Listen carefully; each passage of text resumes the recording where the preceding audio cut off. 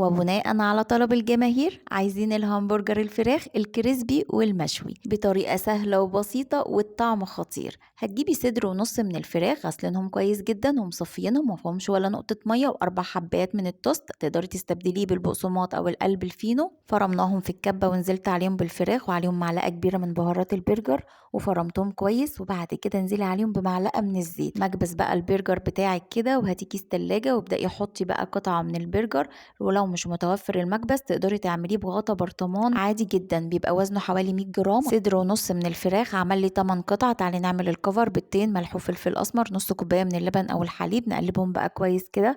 بعد كده هتجيبي الكفر التاني، كوبايه من الفيجيتار، كوبايه بقى من الكريسبي كده، وقلبي كويس. هنحط في الكفر الاولاني وبعد كده احط في الكفر التاني. عندي بقى طبق تلاجة واحط عليه كيس تلاجة، وحطي بقى ورصي الكميه بتاعتك. حطي بقى في الفريزر يتشمع بالشكل ده، وتقدري تسيبيه من غير كفر ويبقى مشوي بالشكل ده. زيت سخن بقى وغزير على نار متوسطة ياخد اللون الجولد الخطير ده، وبعد كده اعملي احلى سندوتشات برجر تجنن.